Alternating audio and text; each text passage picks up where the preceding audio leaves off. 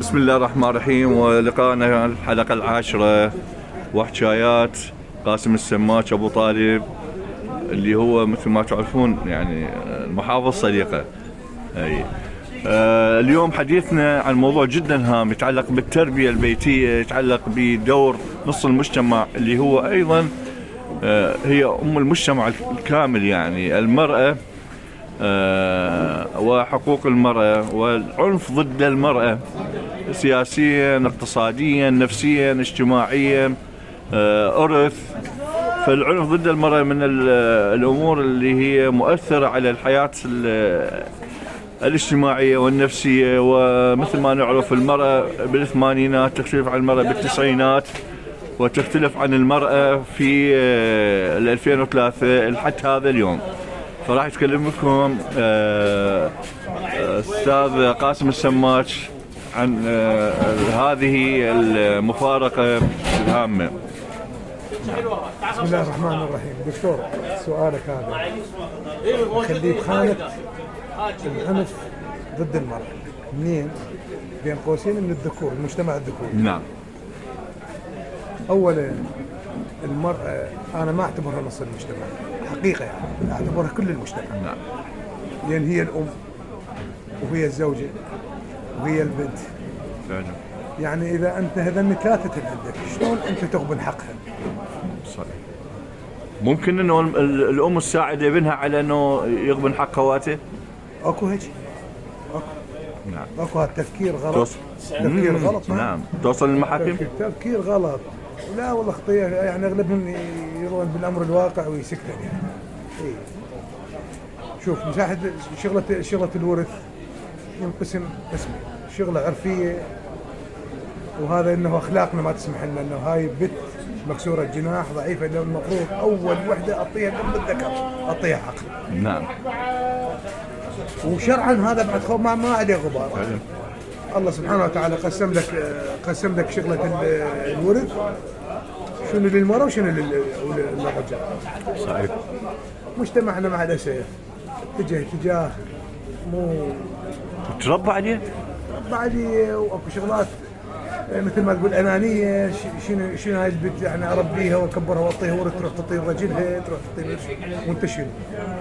كم عندك مره غريبه؟ تعطي رجلها. نعم. تريد تعطي لاخوها، تريد تاخذ تتبرع للايتام، هذا حقه شرعا. اكو ناس ما تفتهم هذا الحكي. زوروا؟ زوروا، طعنوا، الله، اخذوا حقه بالقوه، وشهدوا ابوها وامها عليها؟ شهدوا امها وابوها. اشكال شفت بالمجتمع، بس مع الاسف والله هاي الظاهره انا اعتبرها غير اخلاقيه بالدرجه الاولى. نعم.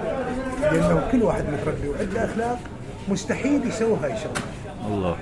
غبن الحق سلمون مو شغله المراه بس. نعم. غبن حق اي واحد يعني. نعم. نعم.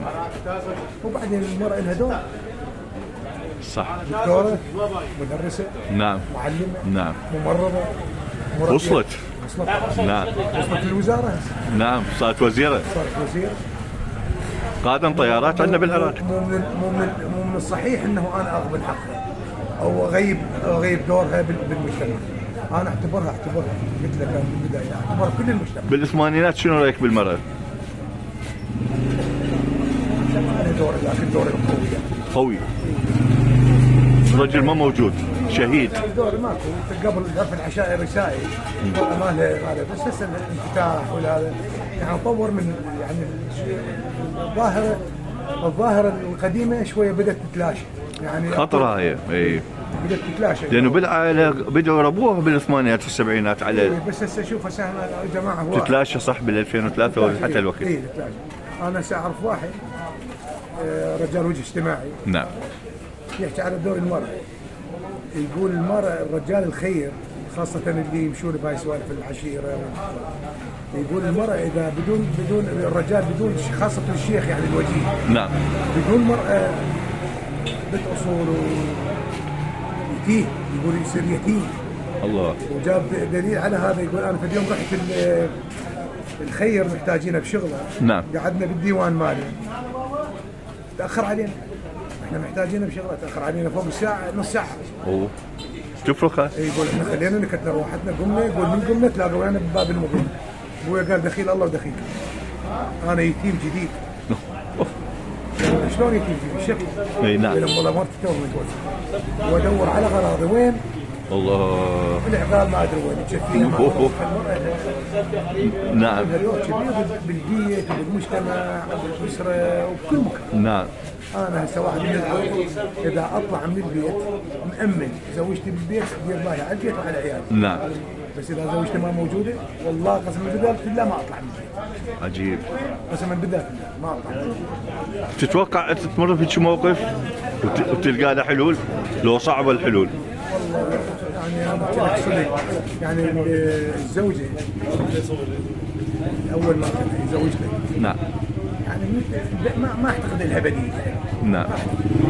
نعم. بديل ما اعتقد الا ما ندر يعني. نعم نعم. اي. لانه انت متعلم، انت من الطفوله من الشباب انت ماخذه الى ان صرت وسط العمر الى ان كبرت وانت وياها. تعرفك شو تريد وانت تعرف شو.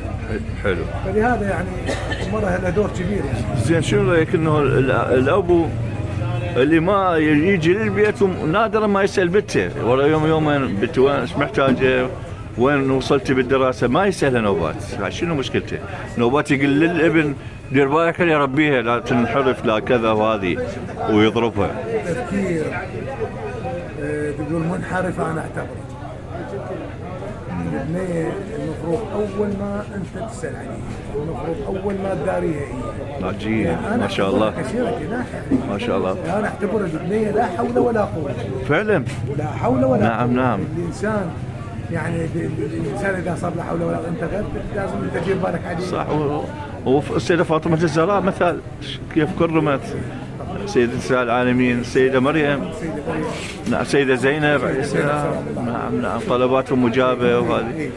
وقادا العملية الإسلامية والمجتمع. اكو نساء قادت بيت. نعم. بيت من راح الاب. بالفعل. مات او توفى او صار. صحيح. قادت بيت. وكبرتهم وزوجتهم. عوائل تكون على ثقة. عوائل يجون انا وقفت على رؤوسهم يعني من قرايب. نعم. يجيبون كيس، هاي الكياس يلمون تواغد تلزق بصمغ وتسوي كياسه وتبيع للمحلات. الله اكبر. وعيشت عوائلها خرجت ولدها كليات وهذا. ما شاء الله. ليش اعرف ناس؟ معناها تنصح الاباء انه يربون بناتهم تربيه على الاستقلاليه والحريه. واجب. واجب هو. مو انصح. هذا واجب لكل انسان متحضر. نعم. كل انسان عنده اسلام منفتح. اللي يحترم امه، اللي يضرب امه. يكون على ثقه. الاسلام من الله خلق الاسلام لحد اليوم هذا الاسلام منفتح.